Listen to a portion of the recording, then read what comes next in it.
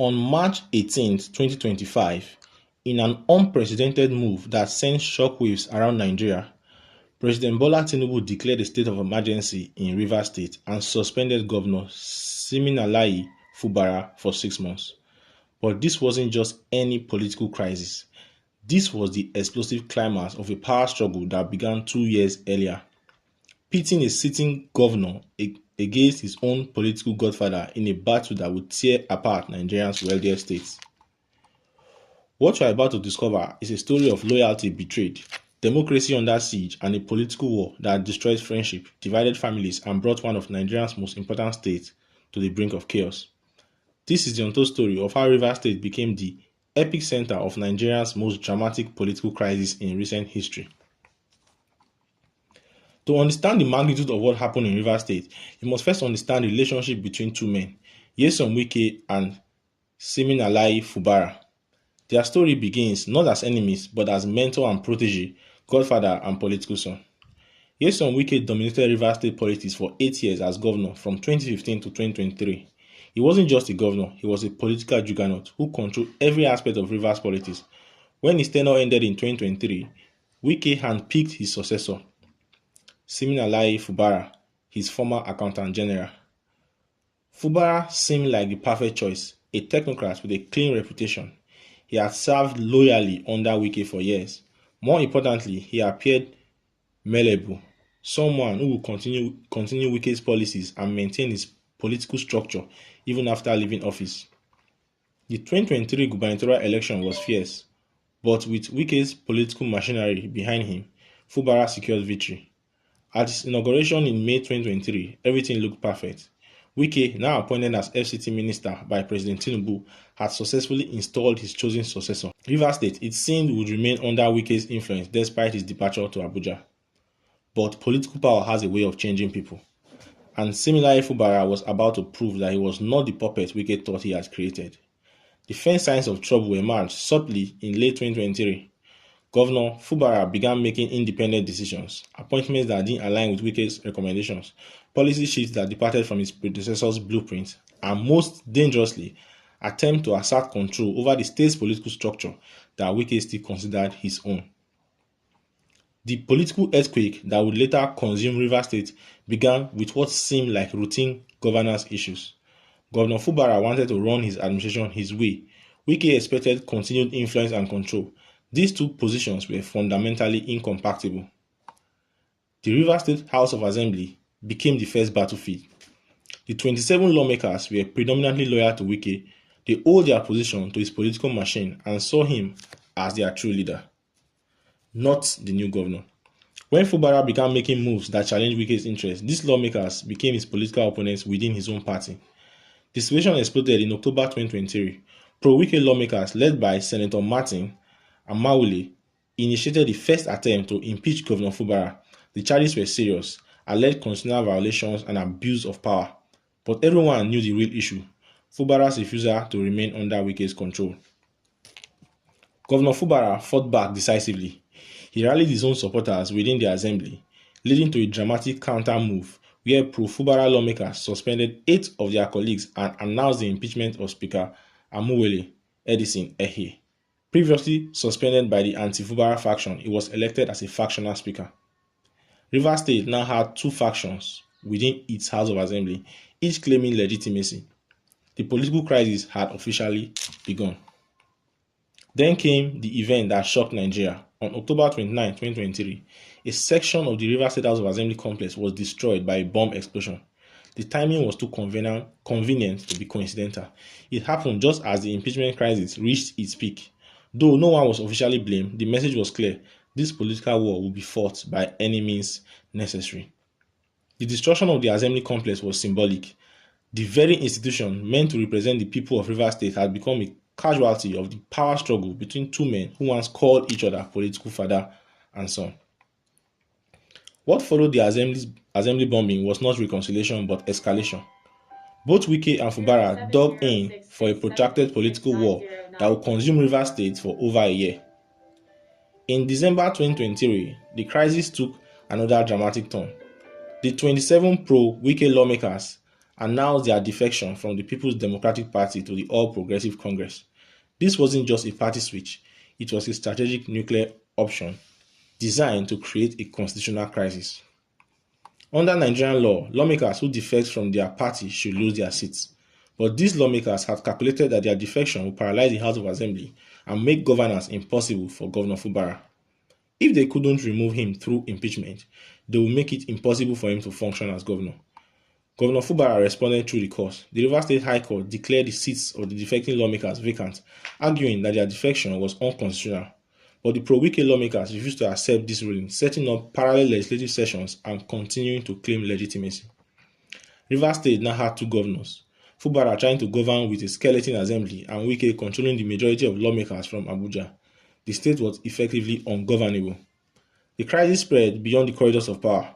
Local government elections became another battlefield.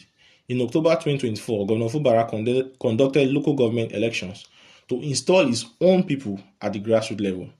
3 local government secretariats were set ablaze in apparent protest against the elections. The violence was escalating and ordinary Rivers people were beginning to pay the price for this elite political war. Markets were disrupted, schools closed intermittently, and business struggled with the uncertainty.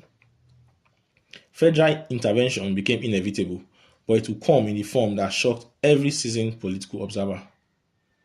By early 2025, the Rivers State crisis had become a national embarrassment. One of Nigeria's wealthiest states was paralyzed by political warfare. Oil production was being affected, federal revenue was at risk, and international investors were losing confidence.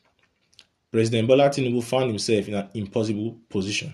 On one hand, Nyesom Wike was a crucial political ally who had supported Tinubu's presidential campaign when many in the PDP opposed him. On the other hand, Siminalayi Fubara was a democratically elected governor who deserved federal protection. The Supreme Court complicated matters further in March 2025 when it ruled that the pro-Wike lawmakers had not actually defected from the PDP and should return to their seats. The judgment meant that Fubara would have to work with an assembly dominated by his political enemies, a recipe for continued chaos. Then came the announcement that stunned Nigeria on March 18, 2025. President Tinubu declared a 6-month state of emergency in Rivers State. In his proclamation, he suspended Governor Fubara, Deputy Governor Ngozi Odu, and all members of the Rivers State House of Assembly. The president appointed retired Vice Admiral Ibok Ekwe Ibas as the emergency administrator to run Rivers State for 6 months. Nigeria's President Bola Tinubu declared a state of emergency in Rivers State and suspended the state governor Siminalayi Fubara after an explosion of a section of the Trans-Niger pipeline.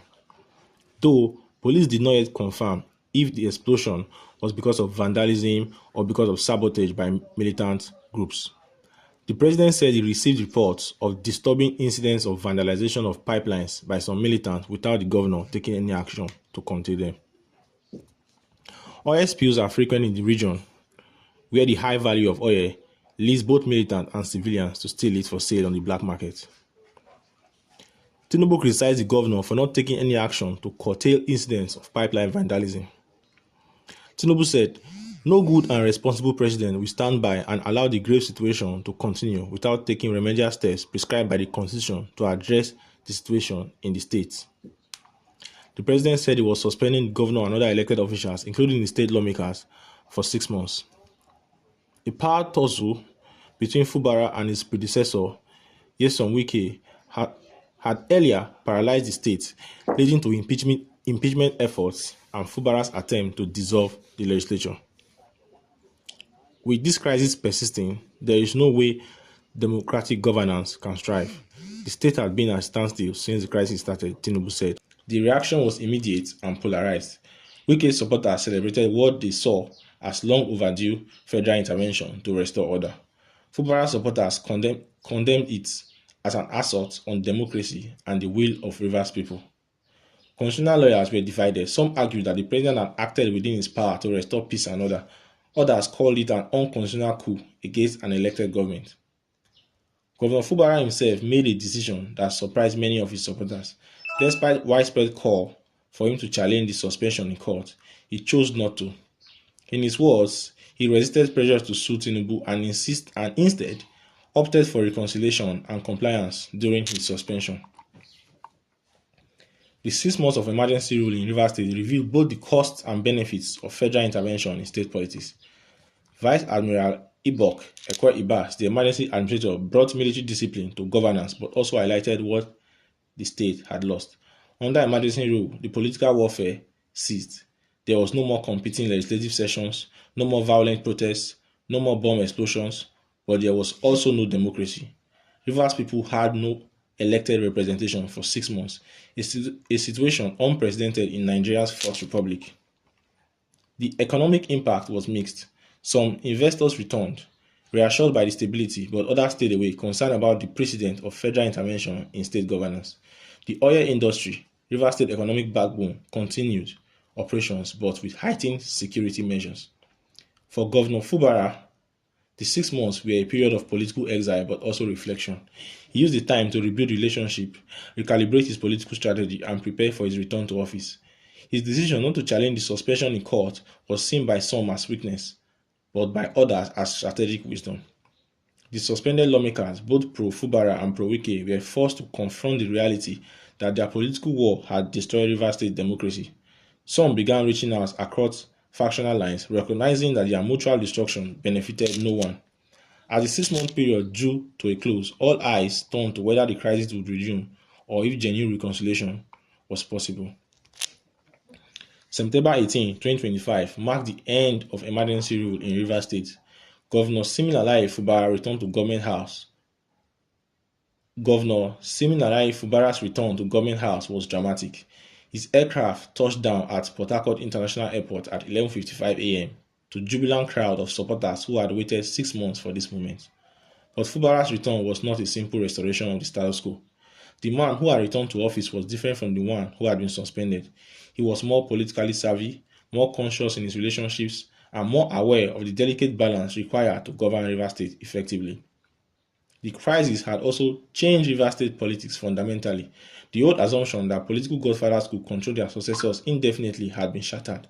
Future governors would enter office knowing that independence came with risk, but was possible. For Nyesom Wike, the crisis was a Pyrrhic victory at best. While he had demonstrated his continued influence in Rivers politics, he had also shown the limits of that power. The destruction caused by the political war had damaged his own legacy as a leader who has once brought stability and development to the state. The federal intervention set a precedent that worried many Nigerians. If a president could suspend elected officials to resolve political crises, what does that mean for federalism and democracy? Legal experts continue to debate whether Tinubu's action was constitutional or necessary. For ordinary Rivers people, the crisis was a harsh lesson in how elite political conflict can devastate entire communities.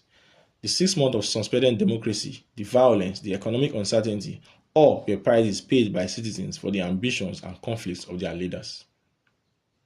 The Fubara-Wike crisis was never just about Rivers State. It was a test case for Nigerians' democracy's ability to handle succession conflicts, political transitions, and federal state tensions. The crisis exposed the weakness of Nigeria's democratic institutions.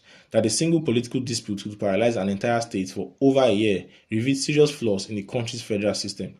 The fact that federal intervention was seen as the only solution highlighted the inadequacy of existing conflict resolution mechanisms. International observers watched nervously as one of West Africa's largest democracies struggled to resolve an internal political conflict. The crisis damaged Nigeria's reputation as a stable democracy and raised questions about the country's federal structure. But the crisis also demonstrated some strengths. Civil society organizations, traditional rulers, religious leaders, and ordinary citizens all played roles in pushing for peaceful resolution.